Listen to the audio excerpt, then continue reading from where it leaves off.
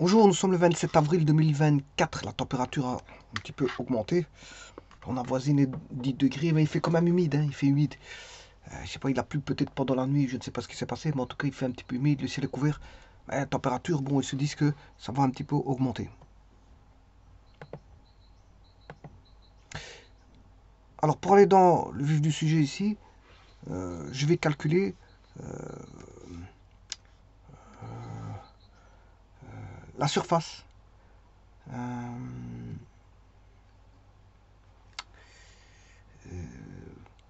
je vais pas prendre la surface complète. C'est juste, si je fais le patron, je vais juste calculer la surface de ceci. Ça, c'est le patron d'un cône. Alors, c'est pas n'importe quel cône. C'est-à-dire que ici, j'ai ouvert le cône. Donc là, c'est 2 pi. On a 2 pierres ici. On a une longueur ici, L.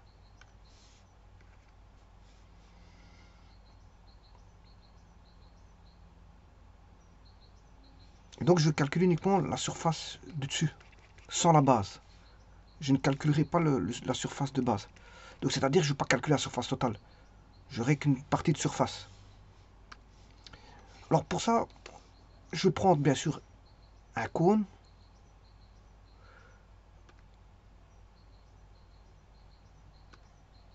Alors, un cône, à première vue, ça ressemble à... Un cône, c'est une figure de l'espace. C'est une figure de l'espace. Mais dans le plan, on dirait plus un triangle. Ça fait plus penser à un triangle avec un arc à sa base. Donc il faudra penser pour calculer la surface du cône. Je vais bien noter la surface du cône. Bien sûr, c'est un... J'allais donner des explications, mais en fait, c'est un cône droit. C'est un cône droit, c'est-à-dire que c'est pas un cône voilà, qui va par là, par exemple. Voilà. C'est un cône droit. Donc on a bien sûr un axe de révolution, puisque c'est une surface de révolution. La surface est engendrée par un... Bien sûr, c'est la surface engendrée par un triangle. Hein. Quelque part, on a un triangle ici. Voilà. Là, on a bien un triangle. Je dirais même un triangle rectangle. Alors là, on a le sommet.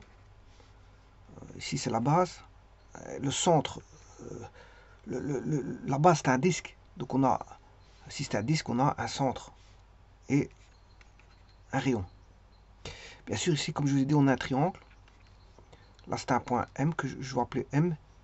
Donc voilà, on a SOM. Le centre, il est là. Le centre du cercle.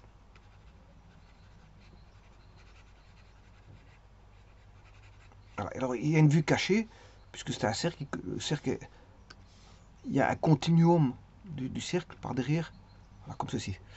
Donc, c'est un cône droit. Alors, c'est un cône. Bon, la surface du cône, elle n'est pas n'importe comment. Donc, c'est pas un cône, on va dire, avec, à base quelconque. C'est un cône droit circulaire. Ou un cône circulaire droit. Voilà, tout est dit. Donc, le cône, il est droit. Voilà, donc j'aurai la surface, je vais calculer la surface du cône, pas n'importe lequel, le cône circulaire droit. Alors, si je calcule une surface, c'est parce qu'elle est finie. Hein. Donc, on ne va pas parler ici de génératrice. Hein. Parce que génératrice, c'est quand j'avais montré une vidéo, c'est quand là, on va dire, la surface c'est quand on a une surface conique. Et là, ici, c'est pas une surface conique, mais une surface, on a un cône circulaire droit, dont je vais calculer la surface, puisque la surface, elle est finie. Alors que la surface conique, la surface est infinie. Alors peut-être à deux nappes, je l'ai montré dans une vidéo. De toute façon, je mettrai un lien avec la vidéo des cônes, sur les cônes, sur l'explication des cônes, avec cette vidéo-ci. Donc, quelles sont les caractéristiques? Donc, c'est la surface du cône circulaire droit. Alors, bien sûr, ici, je vais le faire sans repère. sans repère. Donc je vais faire de la géométrie spatiale. Mais il y aura quand même du calcul d'intégrale. C'est pas parce qu'il n'y a pas de repère que je ne peux pas mettre des intégrales. Donc je vais mettre une intégrale. Voilà. Je vais le faire par calcul intégral. Bon. Il n'y a pas de repère, hein, je vous le dis tout de suite, mais on sait faire du calcul intégral en mettant en place les différentiels. Si on met en place les différentiels, ben on peut calculer du calcul intégral. Alors, je vais remettre les éléments du cône caractéristique, cône circulaire droit bien sûr.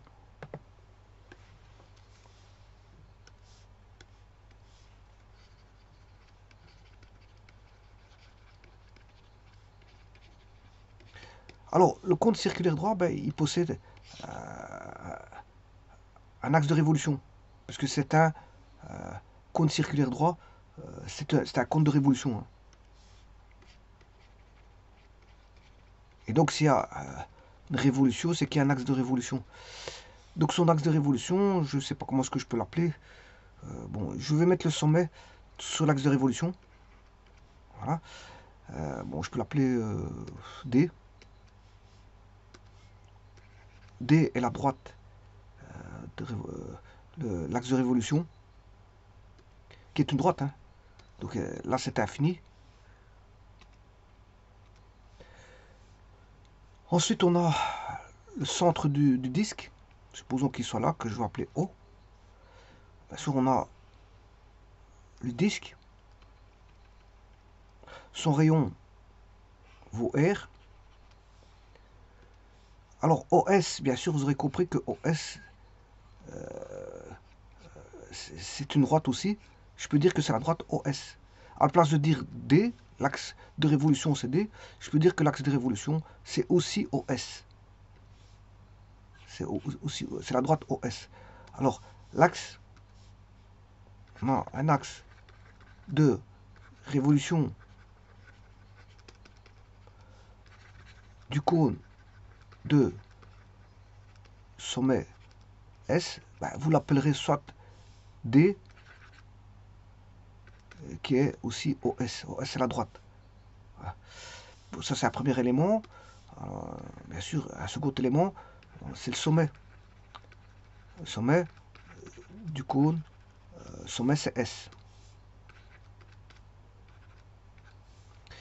On a le disque. On a un disque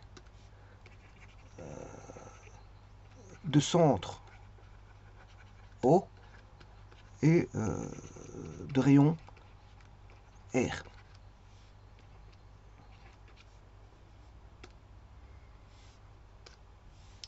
Et alors on a, bien sûr, ici, qu'est-ce qu'on va voir si je prends un point là, si je relie OM, bon, OM c'est le rayon, hein, le rayon R égale à OM, eh ben, OS étant bien sûr la hauteur,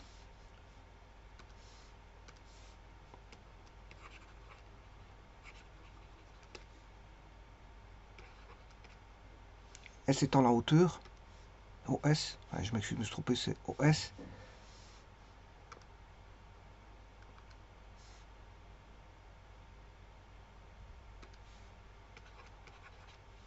Donc la hauteur c'est OS. Bon. Et alors, bien sûr, on a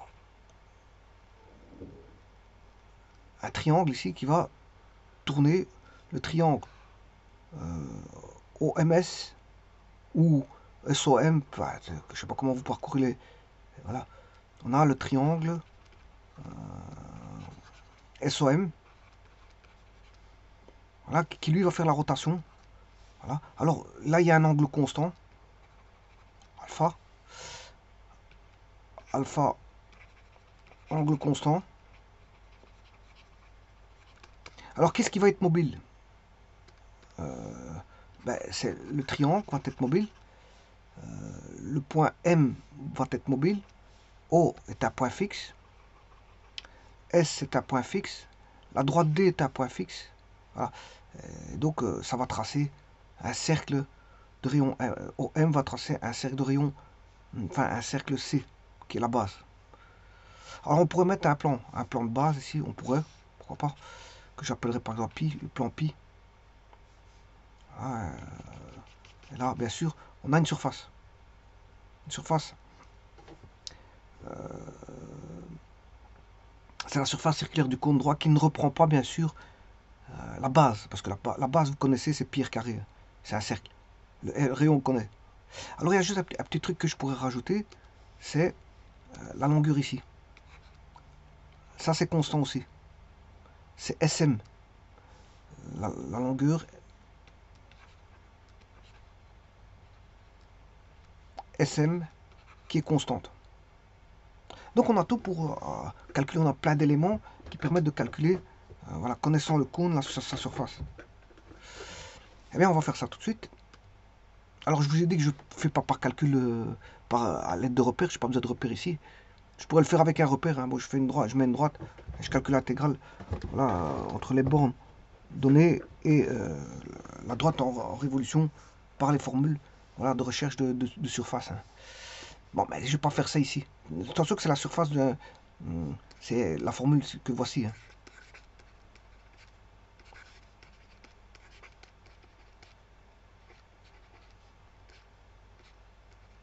Alors pourquoi c'est cette formule-là?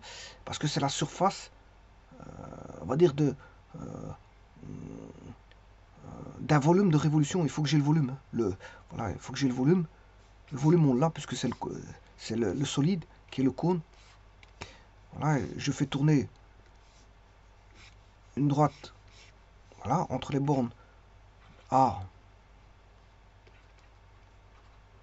à B. Donc c'est l'intégrale de A à B de f de x. J'applique cette formule-là et je peux trouver voilà, la surface latérale sans la base, hein. La base étant ici. Ça, c'est la surface de base. Alors, si vous voulez la surface totale, c'est la surface ici, plus la surface là. S1, plus S2, et là, vous avez la surface totale.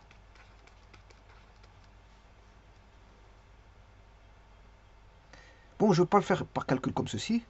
Là, c'est une rotation, bien sûr, autour de OX. Et là, je prendrai, par exemple, un cône autour de OX. Bon, mais je ne vais pas faire comme ça, je vous le dis tout de suite. Ça va être beaucoup plus simple que ça. Ça va aller très vite, parce qu'il suffit de... Je vais le faire sans repère. Alors, je remets le cône. Donc, j'ai un triangle. Voilà. J'ai le centre ici. Alors, qu'est-ce qu'on a besoin pour avoir la surface latérale? J'ai besoin de connaître le L. Le L que je peux trouver facilement, hein. Voilà. Alors, on va mettre ceci. Sur le cône, supposons qu'on a fait tourner le cône, il est là. Je vais prendre un élément de surface du cône. Très petit. Très petit au point où ici, l'arc est très petit. Et s'il est très petit, ben, cet l'arc-là va on va dire, va être environ un segment. Puisque je prends un arc très petit. C'est environ un segment. Et si c'est un segment, ben, on en fera un triangle. Ceci, c'est l'aire d'un triangle. Avec, bien sûr, l'arc très petit.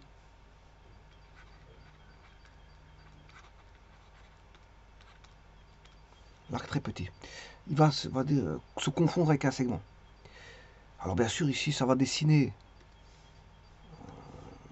une partie de cercle aussi, hein. On va dire ça comme ça. Alors, bien sûr, ici, si je vais mettre les éléments, on a le centre, O, le point M, le L, le H, et ainsi de suite. On a tout. On a tout. Donc, ce qu'il faut voir, c'est qu'est-ce que c'est que cet arc. Cet arc-là, sachant que, bien sûr, ici, on a L, hein. Si je prends ceci, ben, ça fait L, parce qu'on a L partout. C'est un segment constant, ça, qui provient du cercle, du triangle ici qui va tourner.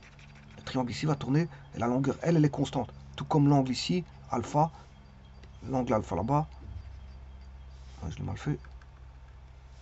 L'angle ici est constant, comme je l'ai dit. Cet angle est constant. Alpha. Je vais le mettre en rouge pour qu'on puisse le voir. Voilà, alpha. Ceci, c'est alpha.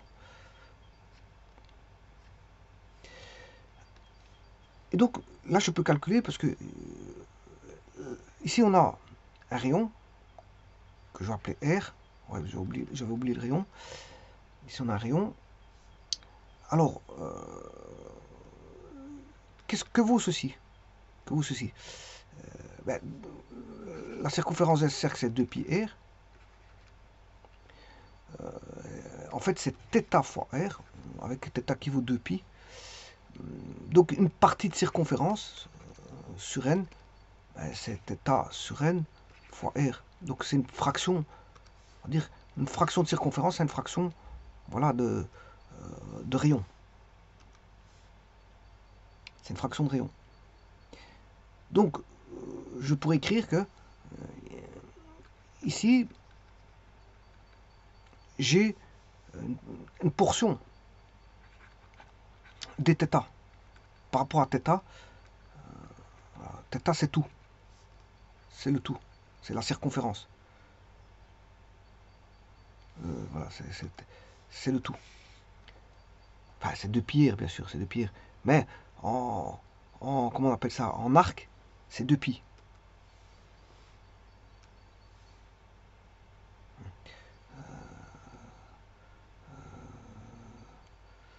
Donc l'arc, il va varier de 0 à 2π, si vous voulez. De 0 à 2π. L'arc, le voici. Hein. Et alors, pour avoir la circonférence, on fait toujours fois r. Fois r. Fois r.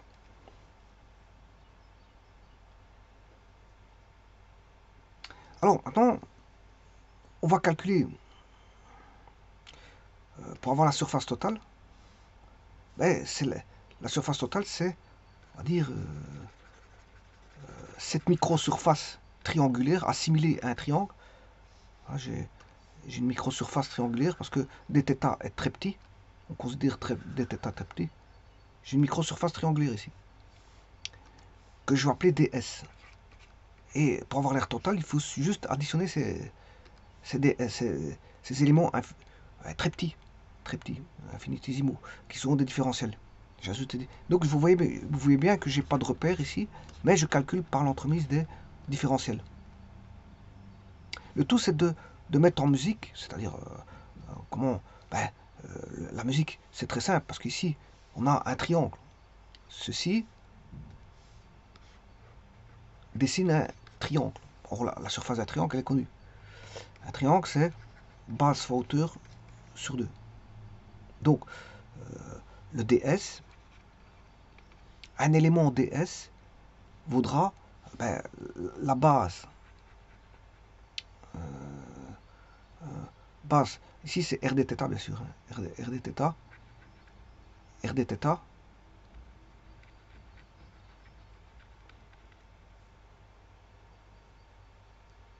et θ va aller de 0 à 2π. Voilà, c'est r dθ.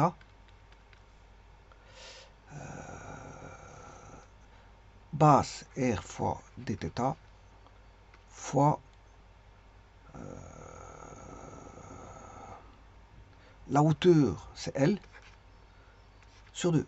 Voilà que vaut ds. C'est l'intégrale. Bien sûr, dθ va aller de 0 à 2π, comme je vous l'ai dit. On va faire varier.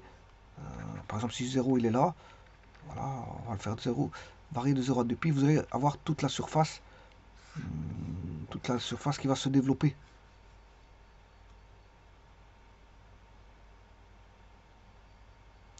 Et donc on aura de 0 à l'intégrale de 0 à 2π de R qui est une constante, je vous l'ai dit, L qui est une constante, je vous l'ai dit aussi, dθ et 1,5 est une constante. Et donc vous voyez que c'est très simple à calculer ceci. C'est très simple à calculer. Bon.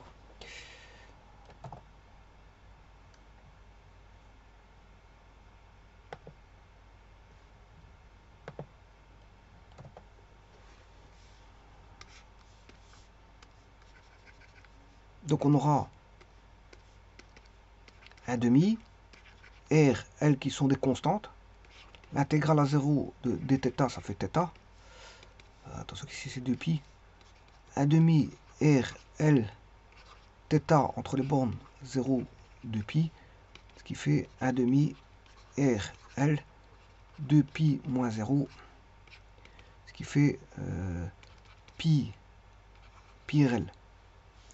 Donc la surface vaut pi RL. Bon, simplement, le L, on sait ce que c'est. On sait le calculer par rapport au rayon.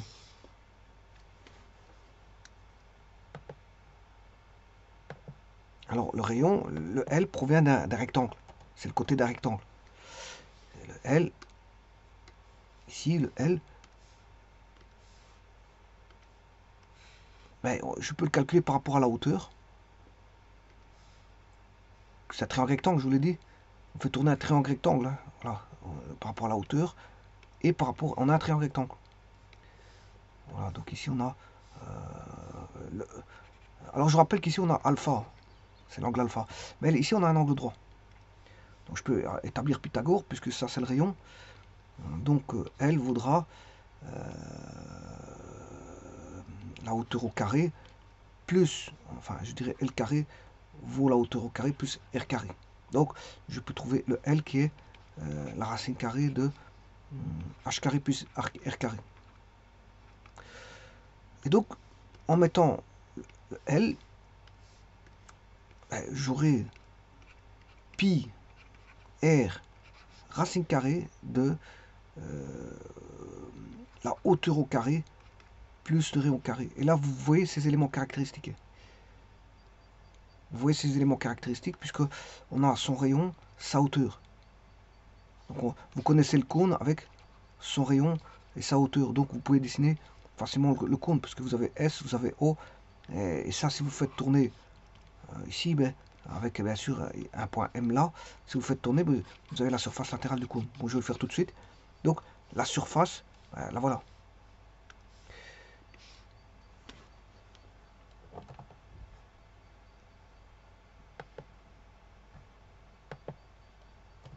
Ça, c'est la surface du cône de révolution. Alors, sans la base, hein, surface du cône de révolution, surface du cône droit. Surface du cône droit de révolution. Bien sûr, sans la base. Parce que, bon, la base, c'est assez simple. La base, elle vaut pi R carré, puisqu'on connaît le rayon. Alors, pour vous montrer l'histoire avec le dθ, là, ben, ça se fait sur GeoGebra, ça. Hein. Quand je crée... Alors, bon, si je vais sur GeoGebra, je vais créer... Soit je crée un curseur. Je suis pas obligé de le faire. Vous allez voir après. Pourquoi? Alors, on va mettre un angle de 0 à 360. Et là, si je vais en 3D, bon, je vais me positionner dans un espace de travail 3D.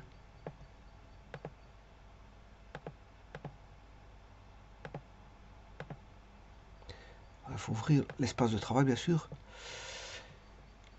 Alors, si je fais ça, regardez bien, je vais créer une surface.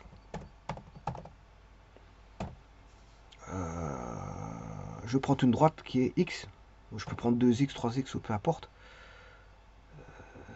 X, virgule et alpha.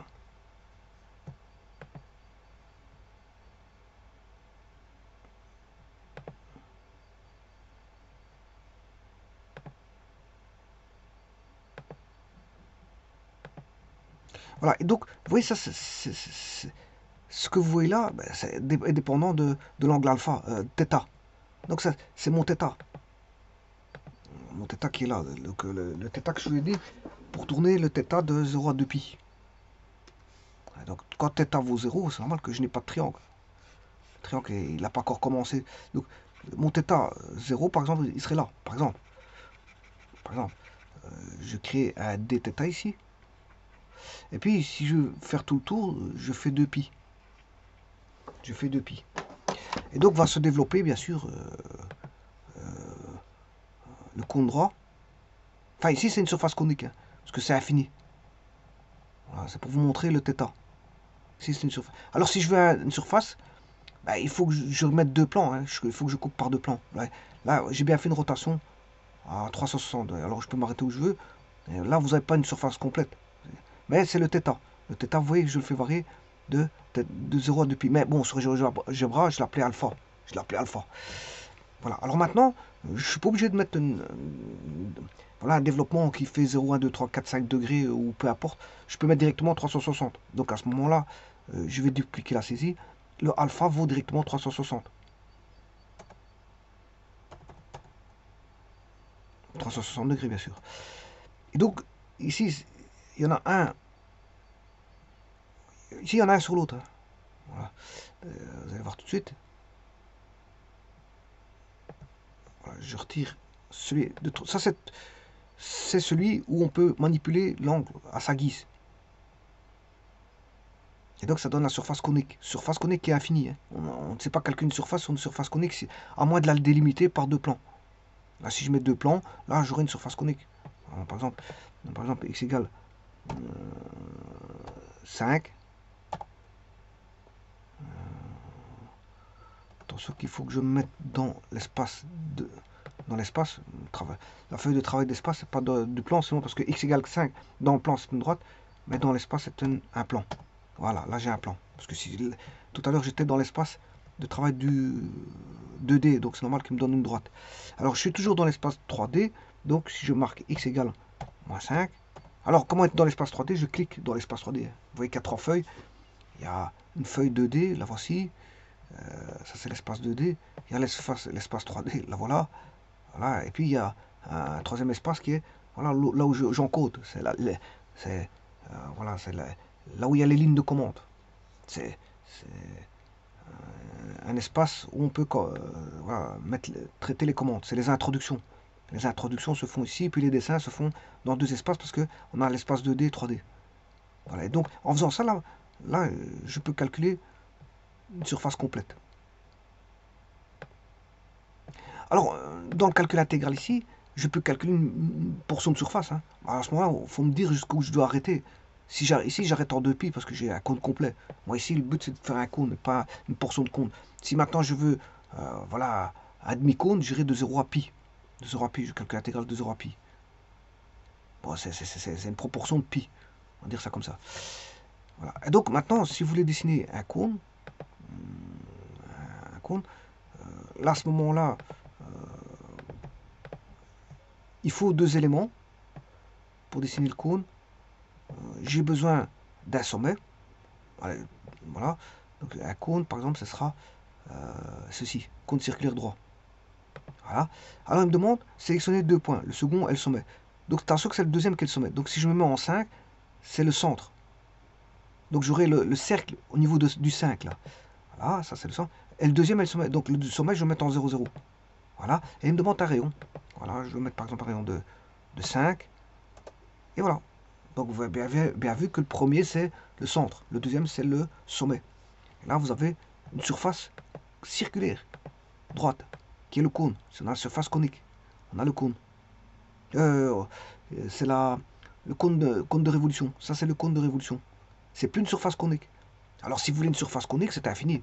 Surface conique, c'est soit celle qui était là ou celle qui était là. Ça c'est une surface conique. Alors vous voyez que entre les deux, ben, il y en a une qui il y a une surface finie et l'autre une surface infinie. Hein. Alors, il y en a une qui est à deux nappes et l'autre est à une nappe. Alors, qu'est-ce qui est à deux nappes? Ben, c'est la surface infinie que je vais enlever tout de suite. Voilà, ça c'est là. Ici, on n'a plus qu'une nappe. Mais là, si je fais ça, on a deux nappes. Ça, c'est à deux nappes. Et donc, que vaut le volume? Enfin, je m'excuse, c'est pas le volume, c'est pas le volume. C'est la surface du cône, ainsi que sa base. Hein, la base, c'est pi r carré. Voilà, ben, c'est ceci. Surface du cône de pi r carré, pi r, je m'excuse, c'est pi r h carré, h carré plus r carré. Alors, au niveau des dimensions, ben, tout s'accorde, hein, parce que h, c'est en unité de longueur. H, par exemple, mètre, centimètre, décimètre, on s'en fout, mais c'est une unité de longueur. Alors, au carré plus une unité de longueur, le rayon, c'est une unité de longueur au carré. Racine carrée, ben, vous avez, ceci donne une unité de longueur. Puis, vous faites fois R. Mais R, c'est une unité de longueur. Pi étant une constante. Voilà. Pi étant une constante qui est un nombre irrationnel. Donc, on a U fois des unités de longueur au carré. Ça fait K fois des unités de surface. On a bien des unités de surface. Donc, au niveau voilà, comment on appelle ça, Et alors, au niveau des dimensions, ben, vous voyez bien que c'est des unités de surface. Donc c'est unité de surface ou unité d'air, hein, UA ou US, peu importe. Unité de surface ou unité d'air. Là, tous les deux sont des US.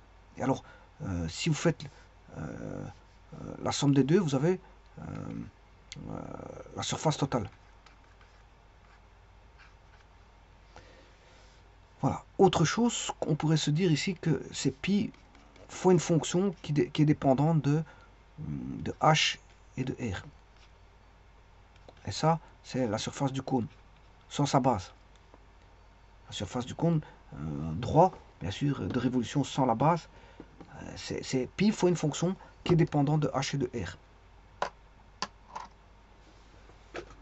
Donc, pour rechercher, si vous voulez, la surface du cône, deux éléments suffisent, c'est la hauteur et le rayon. Si vous avez la hauteur et le rayon, vous connaissez tout. Et d'ailleurs, c'est ce qui se passe ici sur GeoGebra.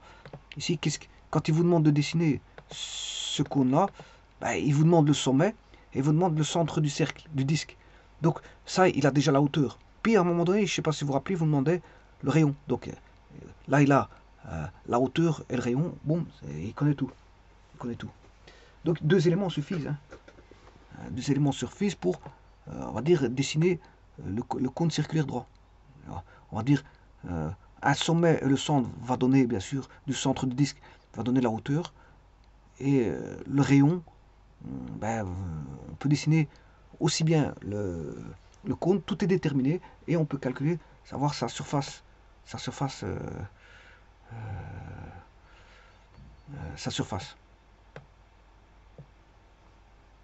Alors, le 130.9, à mon avis, c'est le volume. Hein. Le 130.9, le C, c'est d'ailleurs, je vais le calculer tout de suite. Je ne sais plus combien est-ce que j'avais mis. 5 et 5.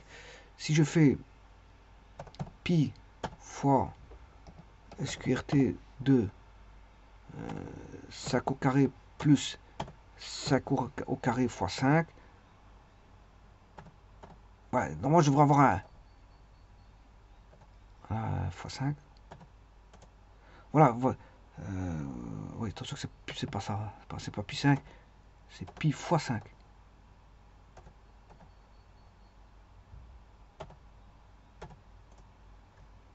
Ouais. Ça, ben, ça c'est la surface. Alors 130.9, c'est le volume. C'est l'unité de volume, ça, 130.9. Ben, là, il a calculé le volume. Le volume du cône de révolution. Donc ici, ben, 111, c'est la surface. Alors, le volume, bien sûr, c'est 1 tiers de pi fois le rayon carré qui est 5 au carré fois la hauteur fois h. H volant 5, voilà, 130.9. C'est 1 tiers de pi carré h, c'est le volume. Alors, pas confondre le volume. Ça, c'est voilà, ça, c'est la surface.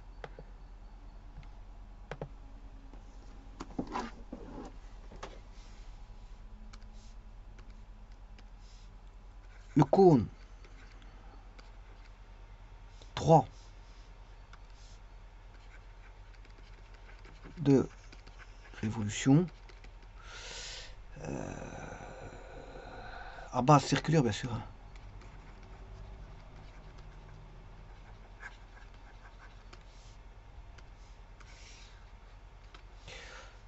Ben, vous aurez son pi, sa surface, sans la base. Je vais mettre la surface totale ici. Mettre la surface totale, c'est pi r carré, la surface du disque, plus pi r, mais là on a une racine carrée de h carré plus r carré. Et le volume de révolution, enfin le volume dû à la rotation autour de l'axe d'un axe, on fait tourner un triangle. Donc c'est le volume du cône droit de révolution à base circulaire, c'est 1 tiers de pi R carré fois H. Donc vous voyez que dans les deux cas de figure, on a une fonction en K fois une fonction, je dirais même K, ce serait pi.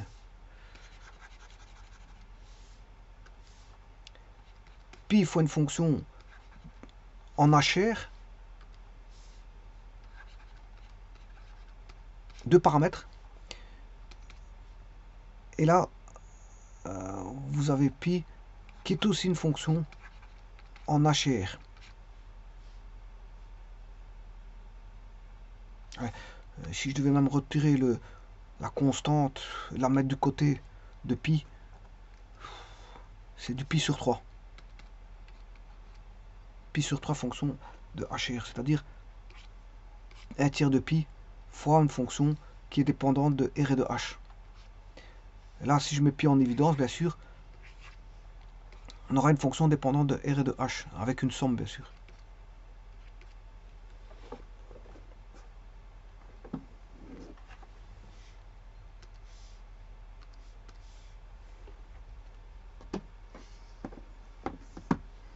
Donc, ce qui est intéressant ici, c'est pas les calculs, je vous le dis tout de suite, bon, les calculs sont assez simples, c'est la décomposition. Hein.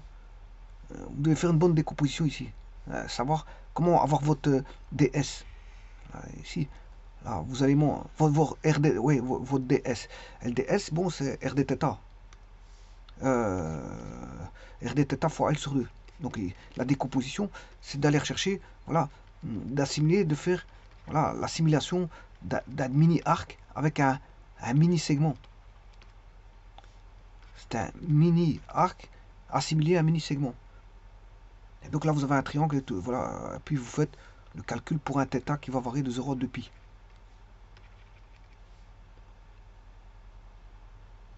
Le R, il est constant. Hein. Ici, le R, il est constant, c'est le rayon. Qu'est-ce qui est variable ici? C'est le dθ, puisqu'on a un ds variable. C'est un élément infinitésimal variable qu'on va faire varier voilà, de 0 à 2 pi. Alors, bien sûr, comme je l'ai dit, si vous voulez qu'une portion de surface, vous calculez jusqu'à un angle déterminé. Hein. Si vous voulez de 0 à pi, vous calculez de 0 à pi pour avoir une portion de surface. On n'est pas obligé d'avoir toujours la surface. Si vous voulez la surface totale, enfin la surface du cône complet, bah, à ce moment c'est 0 à 2 pi. Mais parfois, pour des calculs, on peut calculer une partie de surface. On ne demande pas toujours toute la surface pour les calculs. Donc, la décomposition ici, la plus intéressante, c'est celle-ci. C'est la création d'un mini triangle. Voilà, d'un mini triangle. Alors, ce mini triangle, bien sûr, il est basé sur une longueur complète, L. Il est basé sur L. Il est basé sur un L. Bon, c'est un mini triangle avec un grand L, bien sûr. Ce qui est petit, mini, c'est le RD θ ici. Hein. Comme je l'ai dit, θ très petit, puisque ds très petit. Donc tout ça, c'est assimilé à du très petit. De très petit, ben, on a quasiment presque une ligne. Hein. RD θ, c'est très petit, c'est comme si on avait une petite ligne, correspondant à un mini triangle, vraiment mini triangle, qui correspondrait à une petite ligne. Donc on a un mini arc assimilé à un mini segment, qui sont très petits, c'est un mini segment très petit, très petit, assimilable à... Voilà, c'est très petit, c'est de très petit. Avec, voilà, si vous calculez l'intégrale, bon, ça va tendre vers 0. Au niveau, on a un élément très petit, ben, qui va tendre vers 0 par l'entremise du calcul intégral.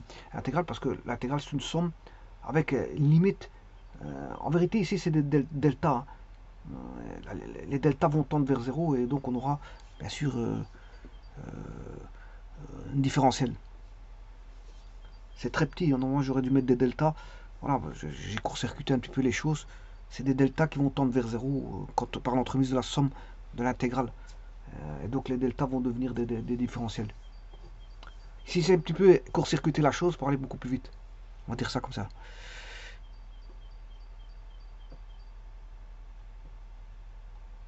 Et donc tout est fait par des différentiels.